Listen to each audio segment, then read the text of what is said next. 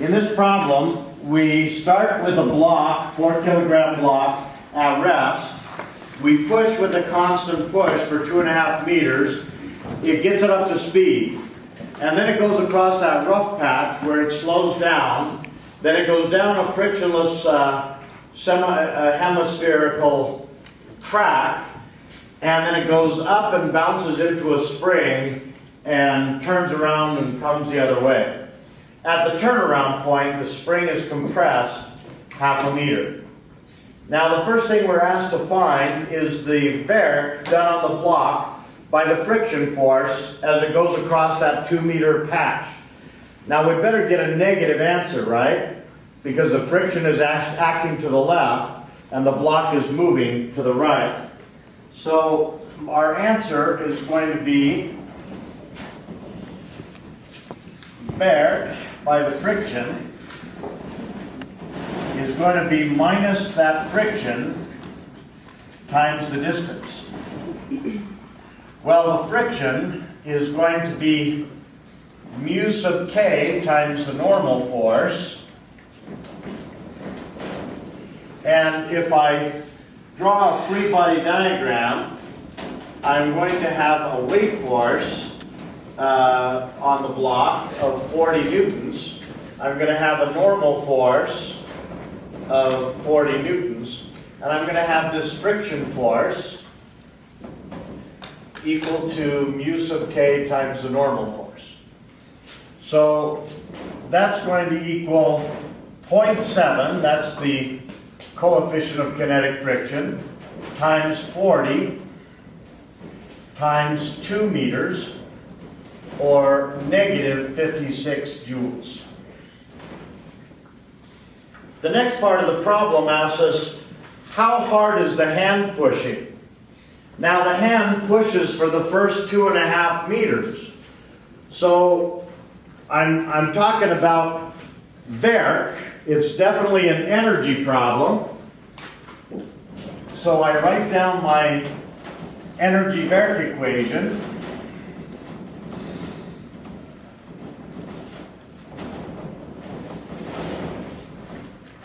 Now, if I want to learn about the push by the hand, I better have my initial time sometime before the hand pushes and the final time sometime after the hand pushes. Now, we're told that when the block gets here, it's going 9 meters per second. So I know everything about the energy of the block here. And so that should be my final time. I want my initial time to be on the other side of the push, so that means it pretty much has to be A. Now, at each of those events, A and C, I ask myself the same 3 questions. At A, is anything with mass moving? No. Is anything up off the floor? Yes. So I have gravitational energy. Are any springs stretched or compressed today? No. So that's my energy. Then I go to C and I ask the same questions. Is anything with mass moving at C? Yes. So I have kinetic energy. Is anything up off the floor? Nope, that's the floor. Is any spring stretched or compressed? No. So that's the energy. Now the Verk that's done between A and C has 2 parts. There's positive Verk done by the hand,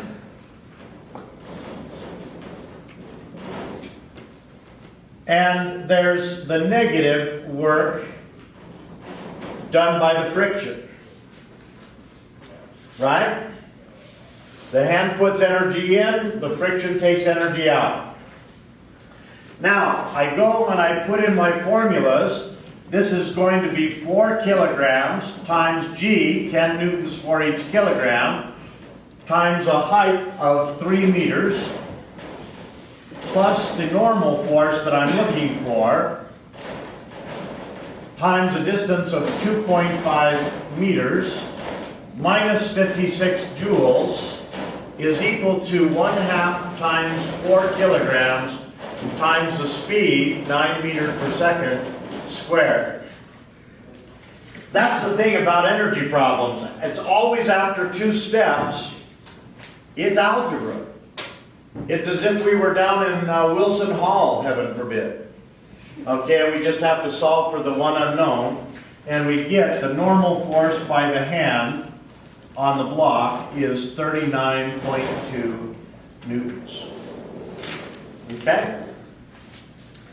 Now the next part asks us to find the acceleration at point C. Now at C, the block is not speeding up, it's not slowing down. It was speeding up, it will be slowing down, but at C it's just turning. It's on a curved track. So that's centripetal acceleration. V squared over R. That's going to be 9 meters per second squared over 3 meters, or 27 meters per second squared up.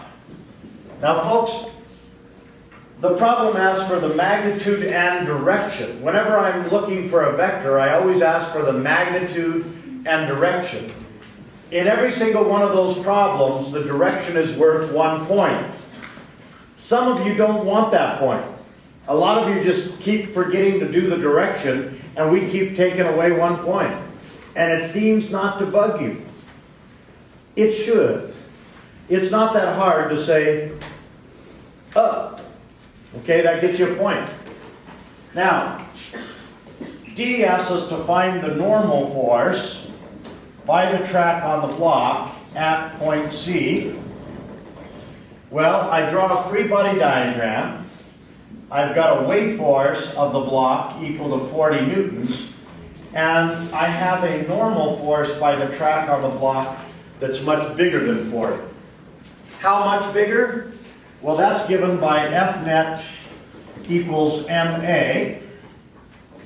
Well, that's going to be, my mass is going to be 4 kilograms. My acceleration is 27 meters per second squared up, and that's going to be 108 newtons up. This diagram has to stream up by 108 newtons. That means the normal force has to be 148 newtons. Because 148 minus 40 is 108. The last problem asks us to find the spring constant of the spring.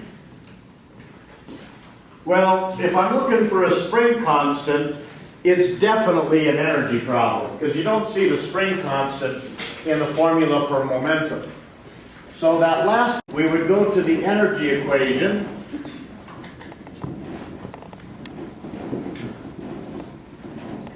I'm looking for the spring constant, so I want one of these points to be when the spring is compressed at the turnaround point.